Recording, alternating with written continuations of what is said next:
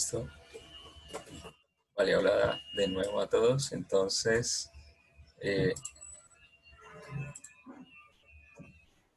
ya, esta es la clase de hoy, la presentación de la clase de hoy.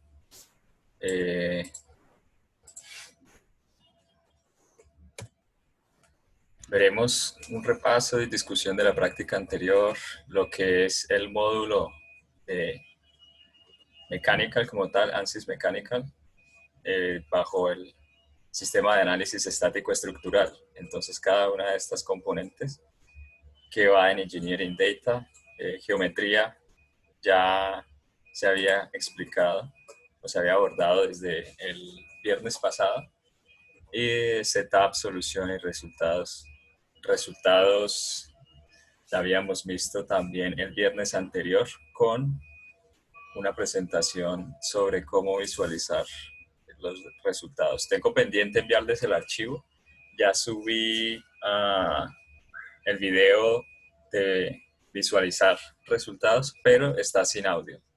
Entonces yo creo que esta semana les subiré el audio. Es que estoy un poco cargado con la presentación de la propuesta doctoral para el próximo jueves, así que quizás no me queda tanto tiempo, pero se las estaré subiendo. Esa práctica es para el miércoles, la de los resultados, ¿vale? Para este miércoles. Entonces, yo les subo hoy el video con el audio, el video de Named Selections y el archivo para que puedan realizar la práctica. ¿Listo? En general vi los trabajos de la tarea 0 y tarea 1 y tarea 2 de certificados de MATLAB. Lo entregaron todos, y también certificados de... Perdón, la tarea de la geometría. Entonces, importarla, crearla en Design Modeler, en SpaceClaim y parametrizar. ¿Vale? ¿Alguien tiene, no sé, comentarios o dudas respecto a eso? Vi que alguno de ustedes, no sé en cuál grupo esté, ni recuerdo el nombre, creo que era como Luis, no sé, que hizo una parametrización utilizando Excel. Está por aquí, esa persona. En Excel no fue en MATLAB. Fue en MATLAB, una parametrización. No, pues sencillamente metí las matrices y ya. Ok. Vale. No, pero entonces creo que es otra persona, porque esta otra persona sí hizo... Lo hice con Excel, profe, y con Java. Exacto. ¿Quién habló? ¿Cómo es su nombre?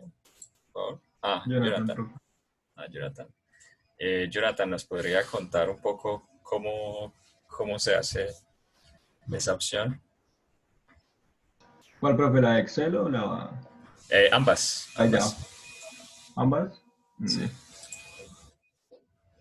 No sé si puedo compartir pantalla.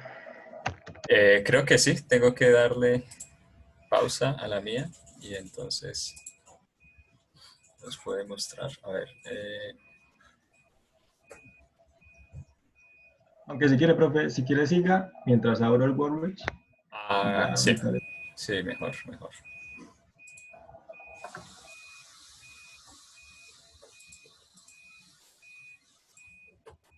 Creo que ya activé esa opción de que múltiples participantes pueden compartir simultáneamente.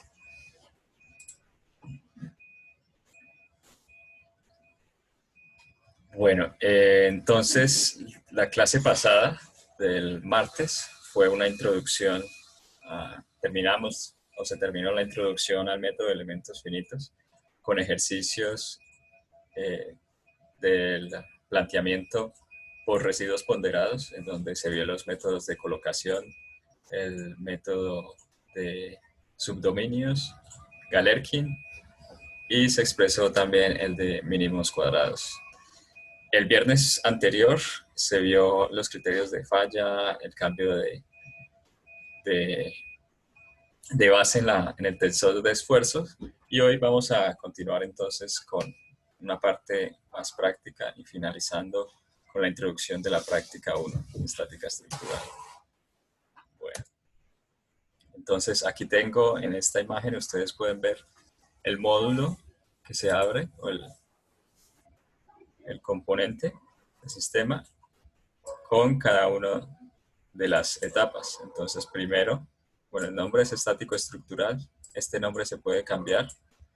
Tiene aquí en forma de libro todo lo que es los datos de ingeniería. Entonces, en datos de ingeniería van aplicadas la información respecto al material. Sí.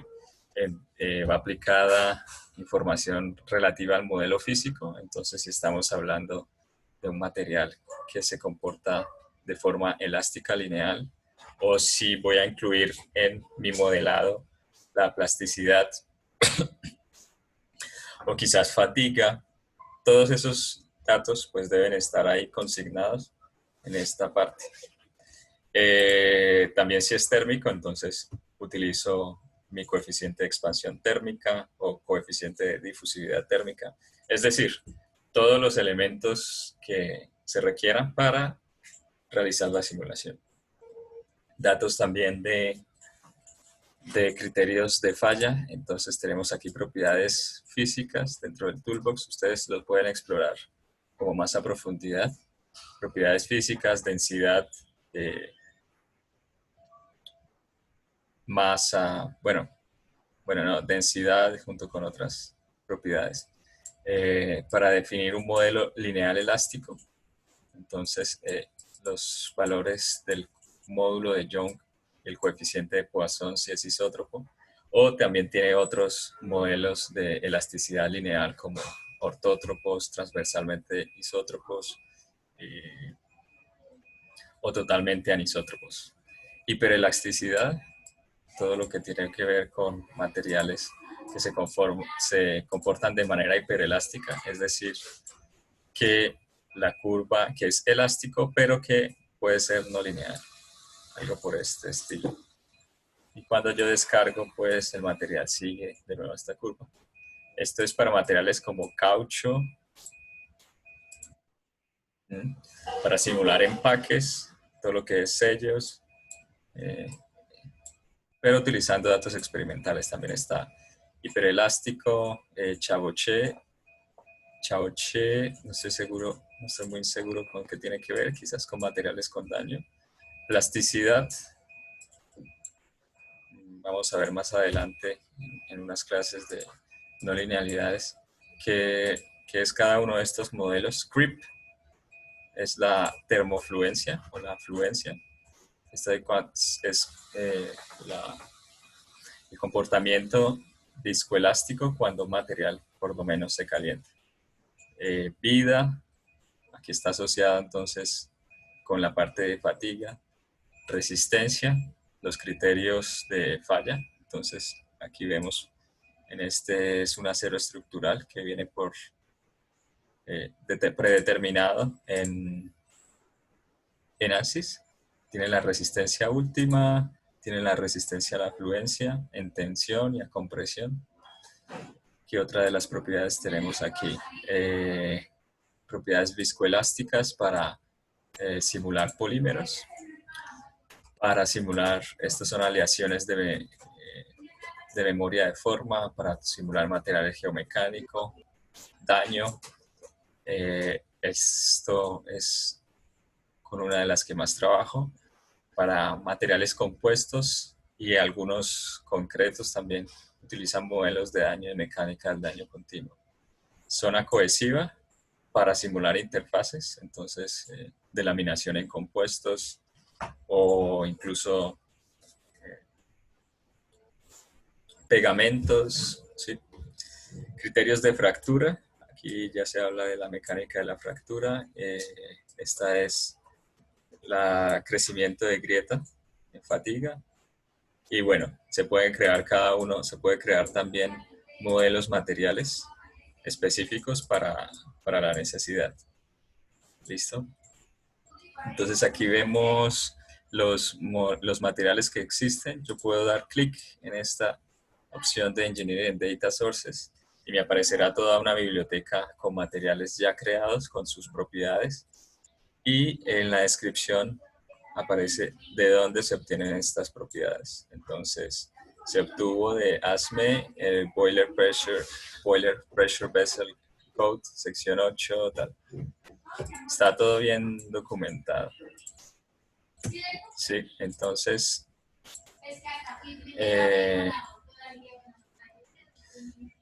los materiales pues definen la ley constitutiva, los coeficientes de la ecuación de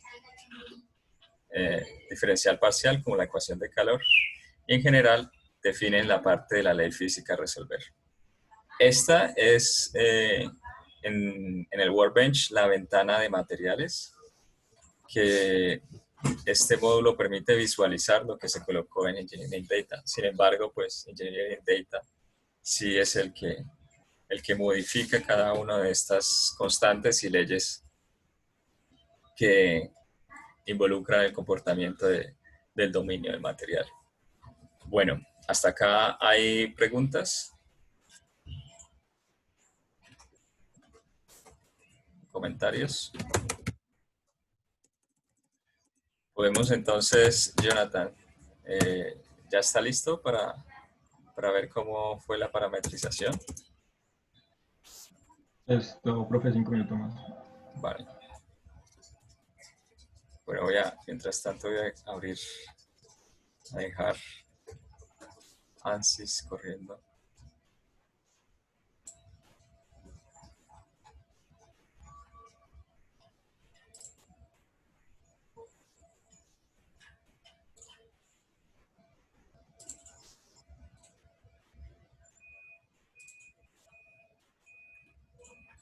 Bueno,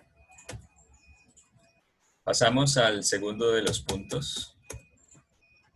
Bueno, el segundo es la geometría, pero ustedes ya se abordó en la primera clase del viernes. El tercer punto, o el cuarto mejor dentro de esta, es el modelo. Entonces en el modelo está definir las condiciones de contorno y definir la malla. ¿Listo? La malla pues es quizás uno de los pasos más importantes del método de elementos finitos, y es la subdivisión del dominio en pequeños elementos. Ok. La malla pues los separan los puntos de conexión, que son llamados nodos, son los que separan cada uno de los elementos. Entonces, este puede ser un elemento que tiene 4 nodos.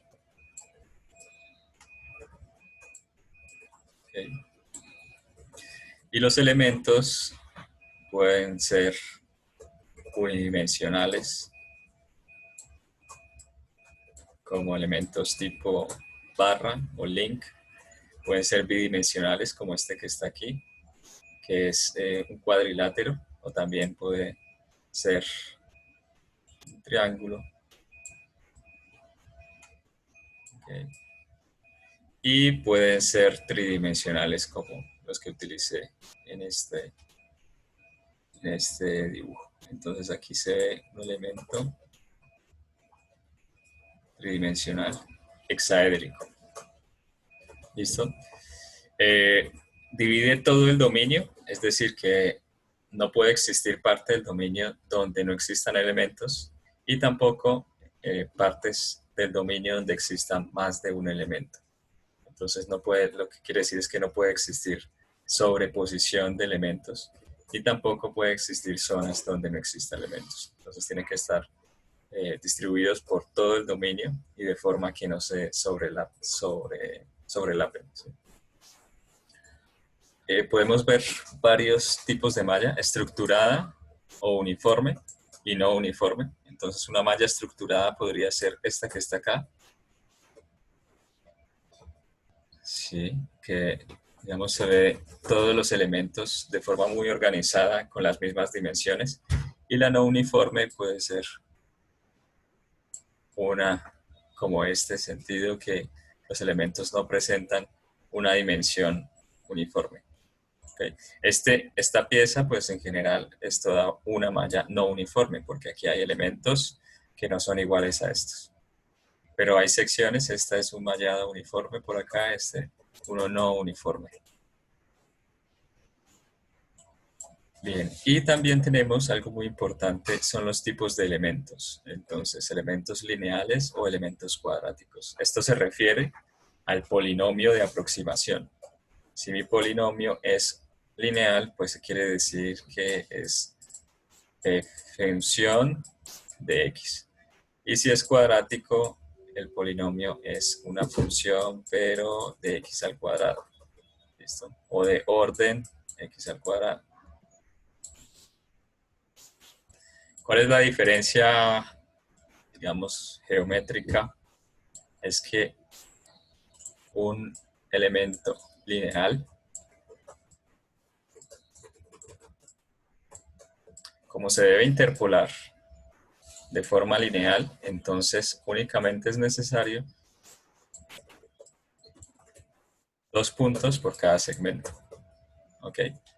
Mientras que un elemento, este es lineal, y un elemento cuadrático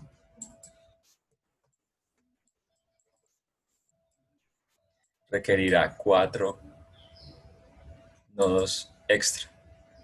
Entonces, estos de acá y uno en el centro. Y uno en el centro también por acá. ¿Listo? Esa es la diferencia entre el tipo de elemento lineal y cuadrático. Los más precisos son los elementos cuadráticos. Y los menos precisos, pues los lineales. Los cuadráticos también tienen la ventaja de que se pueden deformar en formas como estas. Okay. Entonces esto es como una parábola, porque vemos que este nodo es un grado de libertad extra. Y veamos qué significa entonces los grados de libertad. Entonces se refiere a los posibles movimientos que tiene el objeto, nodo, elemento o malla. Ok, entonces esta es una malla en 2 dimensiones. ¿Sí? La pregunta es ¿cuántos grados de libertad tiene la malla? Si este es el elemento 1, este es el elemento 2. ¿Cuántos grados de libertad tiene el elemento 2? Y ya vemos el nodo A. ¿Y cuántos grados de libertad tiene el nodo A? ¿Vale? Entonces, Willy, ¿cuántos grados de libertad tiene el nodo A? Si lo consideramos como un problema de lineal elástico, entonces estamos hablando de que mi variable de interés U es el desplazamiento y además que es bidimensional. Entonces, ¿cuántos serían los grados de libertad del nodo A?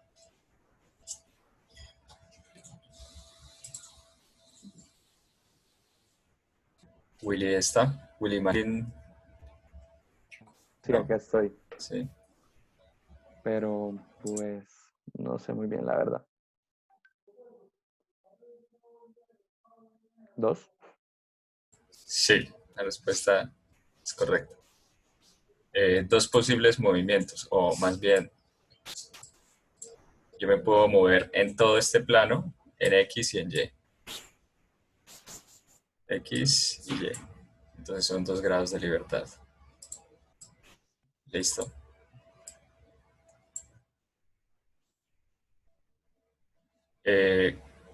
Ok. ¿Cuántos grados tendría el elemento 2, Willy? Todo el El- elemento 2. Sí, todo este triángulo.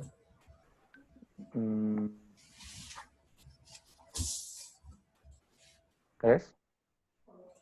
No, de hecho ¿No? tendría 6. ¿6? ¿No? Ah, ok. 6. ¿Por qué? Porque este elemento puede moverse hacia arriba y a la derecha. Lo mismo este de acá, hacia arriba y hacia la derecha. este de acá también, hacia arriba y hacia la derecha. ¿Sí? Entonces puedo tener una situación en donde mis dos elementos, esta es la forma original.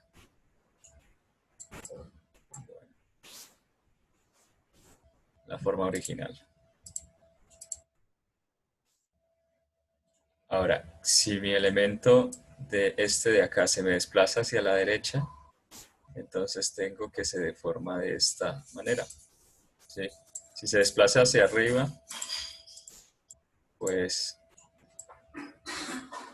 tengo que es algo como esto. ¿Ok? Eso para el elemento de arriba. Para el nodo, perdón, para el nodo de arriba. Para el nodo de la derecha, pues ahora estos dos son fijos y se puede mover hacia la derecha. Tengo esto de acá o hacia abajo.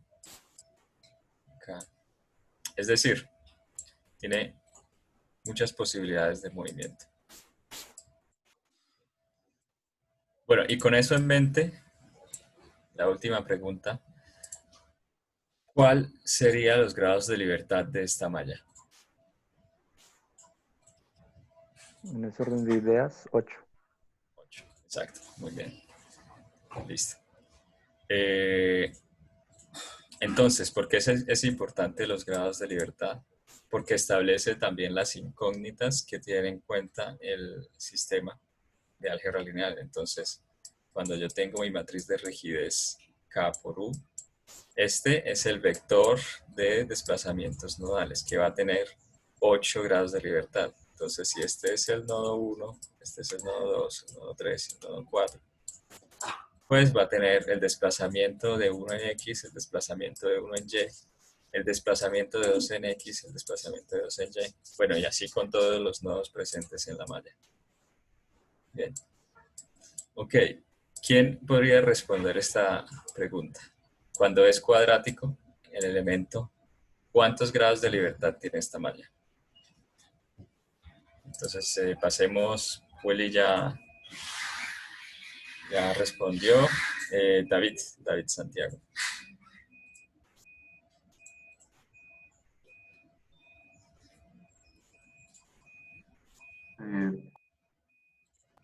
Profesor, yo pensaría que tendría 18. 18 grados de libertad. Bueno, primero que todo, cuando es cuadrático, ¿cuántos nodos habría en la malla?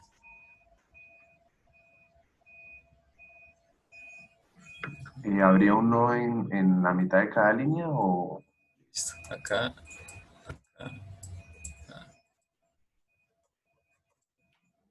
Vale. Eso serían 9 en total. ¿Sí? 3, 6, 9. Y como son 2 por cada uno, pues efectivamente sí, 18 la respuesta. Entonces, 18 grados de libertad tiene este elemento. Cuando se trabajan con elementos cuadráticos. En este caso, pues son triángulos cuadráticos. Bien. Entonces, ¿quedó clara esta parte? Sí. Listo, seguimos. Ahora, ¿cómo se hace la numeración de esa malla? Esta es una malla, esto que ven aquí como este rectángulo es mi dominio y lo he dividido en elementos. Existen muchas maneras de nombrar estos elementos. Lo importante no es tanto cómo se nombran, sino es más la relación entre elementos que existen. La forma que tomé para numerar fue 1, 2, 3, luego 4, 5, 6. Es decir, voy aquí así, luego subo y voy en el mismo sentido. Yo podría hacer como una numeración siguiendo esta línea. Es decir, existen muchas formas posibles. Sin embargo, sí existe una relación entre los elementos y los nodos que lo componen. Entonces, este es mi malla a nivel global de la pieza. Y estos son los números de los nodos. Entonces, voy a suponer que esta es una malla de elementos lineales. Entonces, en cada vértice hay un nodo. ¿Sí? Y en azul está el número de los nodos. el número del nodo. Entonces el nodo 1, 2, 3, 4, 5, 6, 7, 8, así. Como ustedes pueden observar, el elemento 1 está compuesto por los nodos 1, 2, 5 y 6. ¿Ok? Entonces no son consecutivos el número del nodo. El 1, el 2, después no le sigue el 3 y el 4. ¿Vale? El nodo 8 el elemento 8 lo componen los nodos 10, 11, 14 y 15. ¿Sí? Y si tomo ahora un nodo, entonces tomo el nodo 11. El nodo 11 pertenece a los elementos 9, 6, 5 y 8. ¿Ok? Bien. Esta es la representación global de la malla, con el número de elemento y el número de nodo global. Sin embargo, se requiere que a cada elemento tenga una numeración local. Esto con el fin de realizar los cálculos de forma local y aplicarlo después a mi elemento global. Es decir, yo en esta malla, en la matriz de rigidez, yo tengo que realizar muchos cálculos que dependen del elemento. Lo que se hace es tomar siempre un elemento de base, un elemento de referencia que va a ser un cuadrado, ¿sí?, de lado 1, y hacer todas las integrales, todos los cálculos en ese cuadrado y después multiplicarlo por una transformación, que en este momento pues simplemente la voy a expresar así. ¿Sí? Pero lo que tienen que tener claro es que esta formulación local es importante para poder realizar todas las integrales y todas las aproximaciones a un elemento de referencia. Bueno, entonces este es mi elemento de referencia.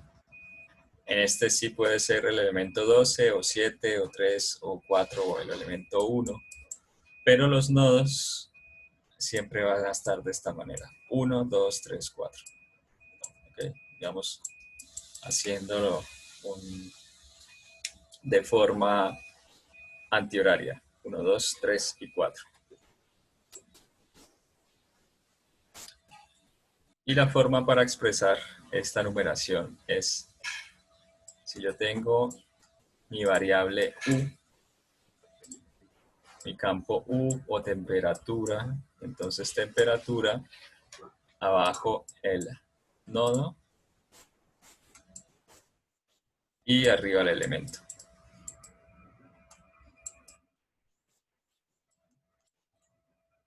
Entonces esto para hacer la referencia entre, este es el nodo en la referencia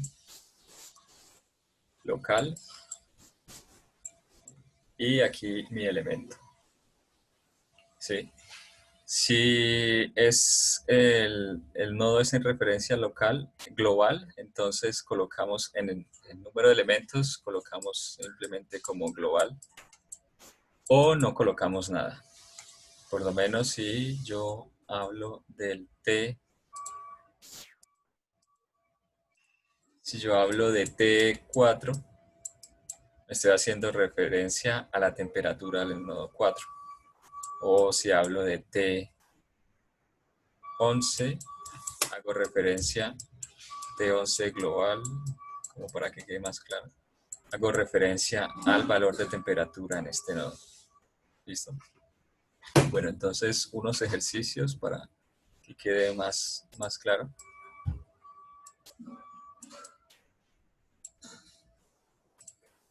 ¿Qué nodo global, o expresar en términos de nodo global este elemento?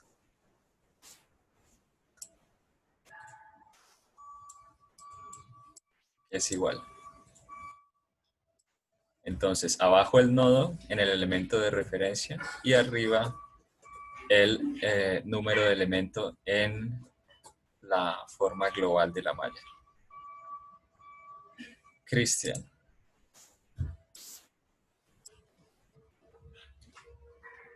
Va el turno de Cristian. ¿Cuál es ese? ¿Escuchan? Sí, Bueno, entonces ese sería el elemento 5, el nodo 3, entonces sería T11. exacto. Muy bien. T11. Este de acá. Bueno, ¿y esto a qué es igual en otros nodos locales?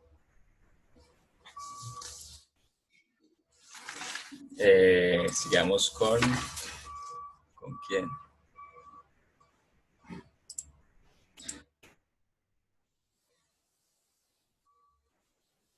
Con Jesús.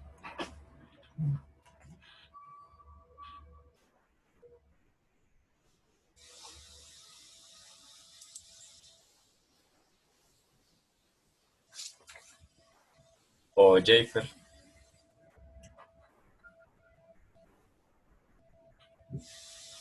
Bueno, Jesús nos da uno y Jafer da los otros dos. Entonces ya vimos que el nodo 11, el T35, que es el elemento 5, el nodo 3, es el 11 global. Pero veíamos que ese 11 también pertenece a otros elementos, como el 8, el 9 y el 6. Entonces Jesús nos da cómo es esa descripción utilizando el elemento 8 y Jafer el 9 y el 6.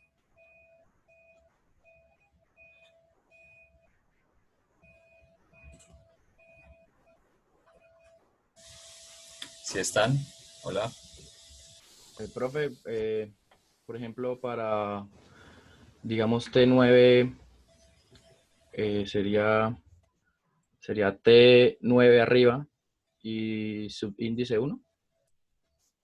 Exacto, sí, bien, porque es el de abajo a la izquierda. Entonces el primer nodo de acá, del elemento 9, es el primero.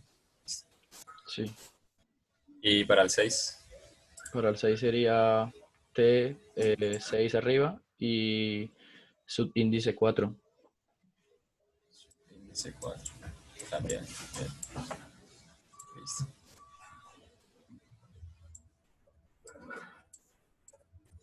Bueno, Jesús, ok, no, Jesús no está Jesús. Para el 8, entonces Sí. sería T 8 arriba Sí, y 2 abajo. Dios abajo, bien. Sí, exactamente. Listo. Entonces creo que ya entendieron cómo es la mecánica con la numeración de la malla y el paso entre el sistema de numeración global y local. ¿Ok? Yo les dejaré un ejemplo, perdón, un ejercicio de tarea corto, pero utilizando elementos triangulares.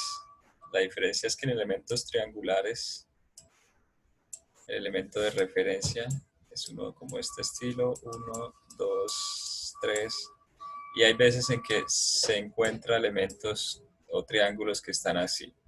Entonces, ¿cómo hago para definir cuál? O sea, es decir, ¿este es el 3 o es este mi 3? ¿Ok? Entonces, normalmente este se toma como 2. O sea, si yo lo transformo, este lo estiro hacia abajo, luego este hacia la derecha.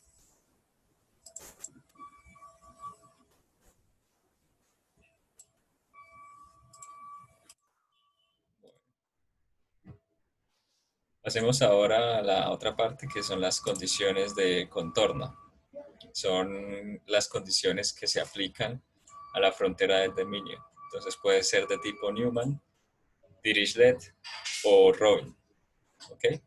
Entonces veamos que las tipo Newman son las que se aplican sobre el gradiente de ese campo.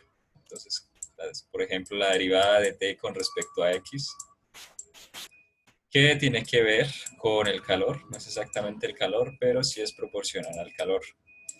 O en el caso de problemas elásticos lineales, esta derivada de los desplazamientos con respecto a X está relacionada con mis deformaciones y por lo tanto relacionada con los esfuerzos. ¿Okay? La de Dirichlet, o condiciones, ecuaciones de contorno esenciales, son las de desplazamiento. Entonces, en problemas de mecánica de sólidos son las de desplazamiento. Entonces puede ser U igual a 0, U es igual a un desplazamiento impuesto, U es igual a un desplazamiento impuesto. ¿Okay? Puede ser una rotación impuesta. Y las de Robin, esta más que todo aparecen en transferencia de calor, que es la combinación de Newman y Dirichlet. En ANSYS, ¿cómo se hace? Pues hay una opción dentro de ANSYS Mechanical, que es el contexto. Aquí, si ustedes regresan a la parte...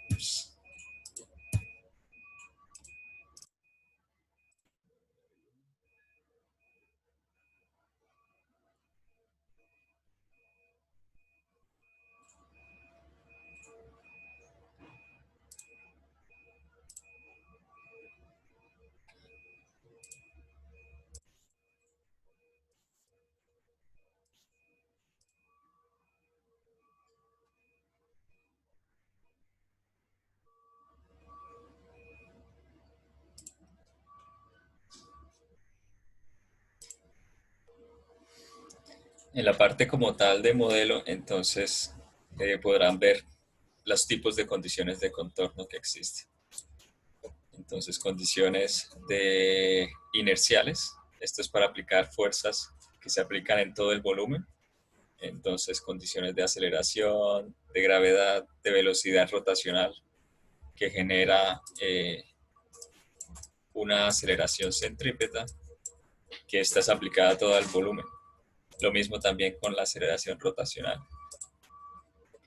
Estas son las condiciones de Newman, que son las que aplican las fuerzas o los esfuerzos. Entonces, aquí aparece fuerza, momento, presión. ¿Sí? Puede ser en una cara, en un eje, en un borde, o en una arista, o en un punto. Puede ser presión hidrostática, también fuerza remota. Aquí dice pipe pressure, bearing load. Estas son las condiciones que aparecen, por ejemplo, en los pasadores, en donde la fuerza puede aplicarse en tensión o compresión, pero cuando se aplica en tensión, pues está aplicada sobre esta sección superior, y cuando se aplica en compresión, pues sobre la parte inferior. Pretensiones en tornillos, condición térmica, presión aplicada sobre una línea, bueno, es decir, todas las que ustedes ven acá. Entonces, estas son las fuerzas, esfuerzos volumétricos. Estos son las tracciones para condiciones de contorno. Los soportes también. Estas ya son las de Dirichlet. O las de condición esencial. Entonces está un soporte fijo, que sería como un tipo de empotramiento cuando se tiene una viga. ¿Okay? Desplazamiento o desplazamiento remoto, un soporte cilíndrico que es similar a este bearing load, pero pues utilizando condiciones de desplazamiento. O sea, aquí no voy a aplicar una fuerza, sino más bien aplicar un desplazamiento. Soporte elástico.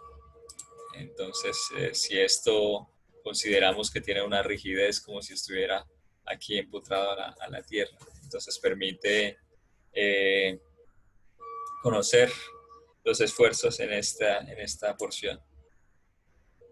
Bueno, tiene velocidades, esto ya son para problemas dinámicos, tiene otros. ¿ok? Simplemente soportado, que es el estilo de esta viga acá, ¿vale? Entonces aquí están todas las condiciones de contorno. Estas condiciones, estas que ven acá, son aplicadas a la geometría. Mientras que estas que están acá son aplicadas a la malla.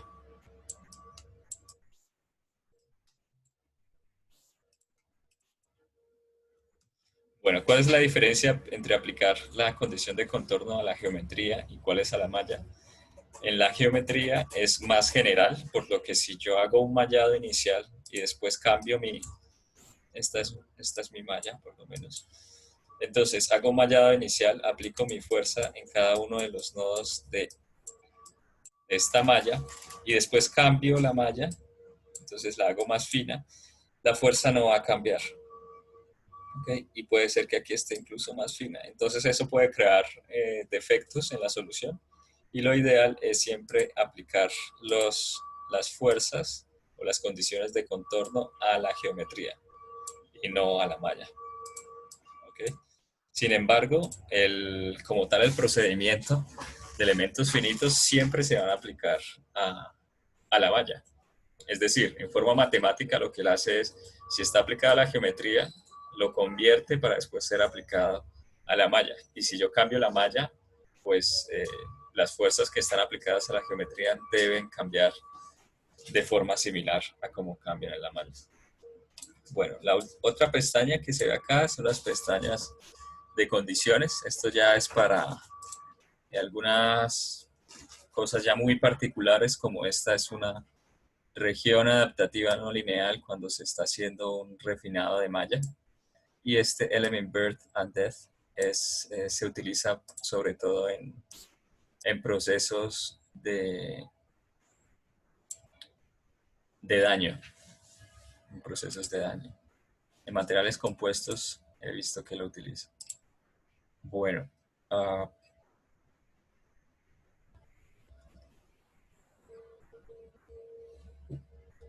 ¿Qué otra cosa? Esta sección de generar imágenes, planos de sección, pues es la que les expliqué en el video. Bueno, entonces ya vimos cómo eran aplicadas a la frontera del dominio, que pueden ser de diferentes tipos, pueden aplicarse a la geometría o a los elementos y las desventajas y desventajas de cada uno de estas, ¿no? De aplicarlo a la geometría y aplicarlo al elemento. Algo muy importante es que todas las condiciones de contorno deben estar aplicadas a todo el contorno. No pueden existir partes del contorno donde no exista condición de contorno. A veces en ANSYS, en algunas partes, yo no le doy una condición de contorno. Sin embargo, pues el software ya sabe que es una condición de contorno especial. Es decir, si tengo una barra aquí en esta línea, pues va a estar una condición de cero desplazamiento, un soporte fijo, digamos, y voy a aplicar una tracción o una condición aquí de fuerza o de presión en esta cara. Entonces el contorno como tal de toda la pieza es todo esto, sin embargo solo le estoy dando condiciones de contorno en estas dos. Bueno, pues no es necesario decir, pero ya sabemos que estas condiciones que están acá son fuerza igual a cero. Entonces yo le permito que exista un movimiento, pero la fuerza debe ser igual a cero. Bien. Esa es la otra condición. Es decir, la primera es que S1 unido con S2 es igual a todo mi S. Y la segunda es que S1, las condiciones de la intersección con S2 es igual a vacío. Entonces, si aquí le estoy especificando en el mismo problema, si aquí especifico que esto no se desplaza, no puedo poner tampoco el valor de la fuerza en este punto. Entonces, no sería posible porque ya estoy dando una condición de desplazamiento. Bien. Eh,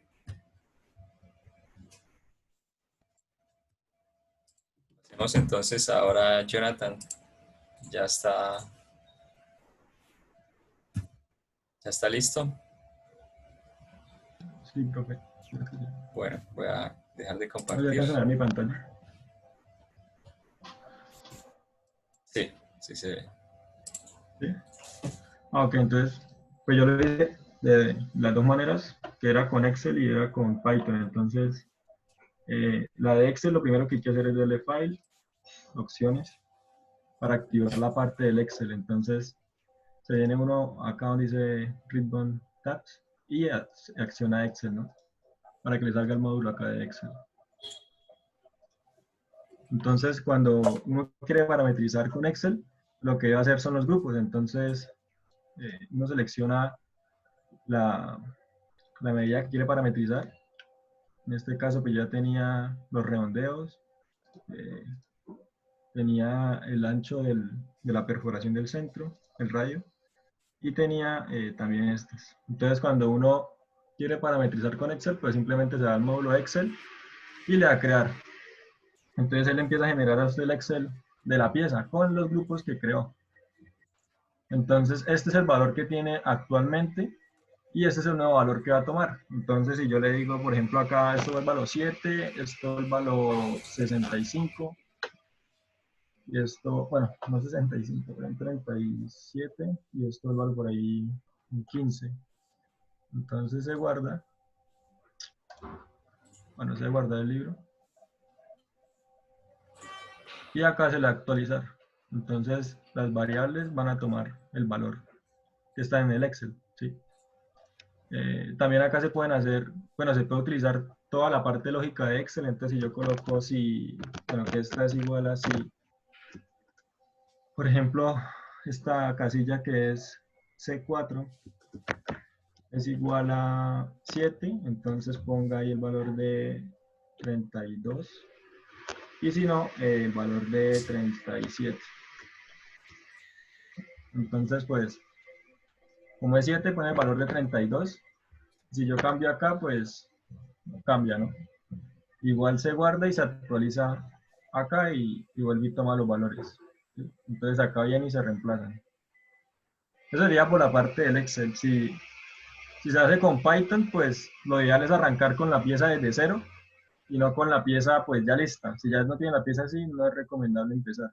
Entonces, para empezar, se le tiene que dar a la nueva pieza. Entonces se crea una nueva pieza y se le da crear un nuevo script. Y le va a salir a uno esta pantallita de acá, a la derecha. Entonces, acá hay una opción, se puede programar directamente o se puede poner a grabar. Entonces, si uno le da la opción de grabar, todo lo que uno haga en la parte de edición se va a reflejar acá. Entonces, si yo edito aquí un círculo, si ven que está generando, y si yo lo extruyo, también se va generando, ¿no? Cuando queremos pausar y no queremos, por ejemplo, que estoy seleccionando de nuevo y que se haga acá, pues simplemente paro la grabación para poder hacer otras ediciones, ¿no? Y que no se reflejen aquí. Entonces, bueno, digamos que esta es instrucción y la quiere uno parametrizar. Entonces busca uno la variable de altura. En este caso, pues la instrucción tenía 36 centímetros, 36.42. Entonces uno busca en la instrucción esa variable. En este caso, pues es esta.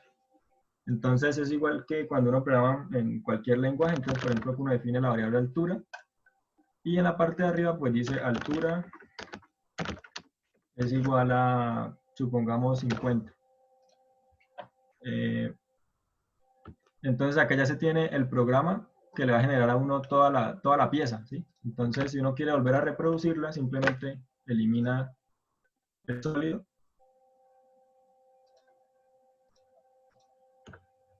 y le da a reproducir, y él viene y hace todo lo que está acá, ¿no? Entonces, como tenía una altura de 50, pues él va a tomar esa variable. Y se puede hacer así con todas con todas las cotas o con todo lo que uno le haga a la pieza.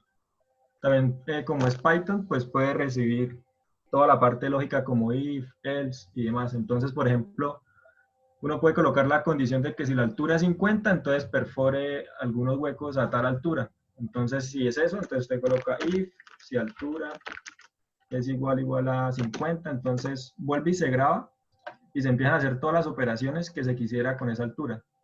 Si yo cambio la condición, pues ya vendrían otros parámetros de programación que le generarían una pieza diferente, ¿no? Y ya, o sea, sí es un Sí. poquito complejo, pero tocaría saber Python y demás. Pero bueno, está bastante interesante ambas opciones. Esas no las había visto. Muchas gracias entonces, Jonathan. Listo, profe. Bueno, ahora, si puedes activar, porfa, listo. Ahora voy a compartir mi pantalla. Sí, entonces esa es una de las opciones de parametrización que me parecieron interesantes, que permite por lo menos crear un script o un programa y lanzarlo directamente a ANSYS. Hay una opción, aparte de Python, que es utilizar el APDL. Normalmente se trabajaba, digamos, en las versiones anteriores con este, Mechanical APDL, que ese es ANSYS Parametric Design Language.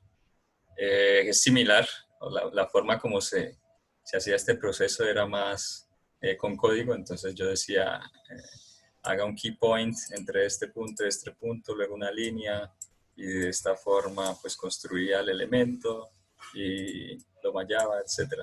Es decir, era más con código que de la forma que se encuentra ahorita. Bueno,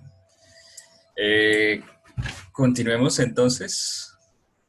Las condiciones de contorno, esta que estaba acá. Y ahora hagamos, primero antes de ver la parte de simetría y opciones, una pequeña pausa de 5 minutos.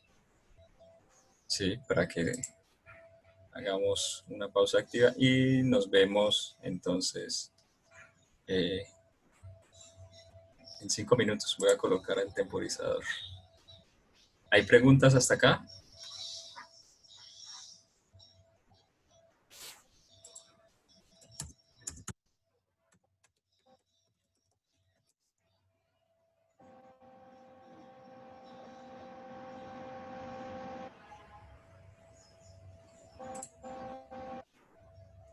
No, bueno, en 5 minutos.